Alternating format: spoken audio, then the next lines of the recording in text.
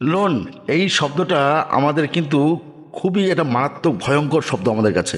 আমরা প্রথমে যারা মধ্যবিত্ত তারা ভাবি লোন নিলেই তো আমাদের শেষ, ঋণের দায়ে জড়িয়ে একদম শেষ সীমানায় পৌঁছে যাব, দরকার নেই লোনের কাছে যাওয়ার। কিন্তু জানেন কি, সারা বিশ্বের যত ধনী ব্যক্তি রয়েছে তারা প্রত্যেকেই এই লোন নিয়ে ধনী।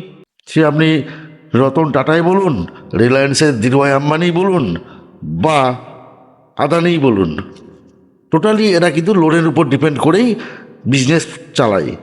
যে কোনো বিজনেস প্ল্যান বা যে কোনো বড় কিছু করতে গেলে নগদ অর্থ দিয়ে করা যায় না, সেক্ষেত্রে ব্যাংক থেকে কিছু অর্থ সাহায্য নিতে হয়। সে আপনি মুকেশ আম্বানি বলুন, বা গৌতম আদানি বলুন, বা রতন টাটাকেই ধরুন, প্রত্যেকেই কিন্তু ব্যাংক থেকে লোন নিয়ে তারা এইসব বড় বড় বিজনেসগুলো করে থাকে। কারণ ব্যাংক থেকে লোন নিলে তাদের অনেকটা সুবিধা হয়। ব্যাংকের ইন্টারেস্ট 8 থেকে 10%। এর ফলে কী হয়, তারা সেই টাকাটা তারা আস্তে আস্তে ইএমআইয়ের মাধ্যমে দিয়ে দেয় এবং সেই টাকা দিয়ে তারা বিজনেস প্ল্যান তৈরি করে প্রচুর প্রফিট করে কামিয়ে নেয়।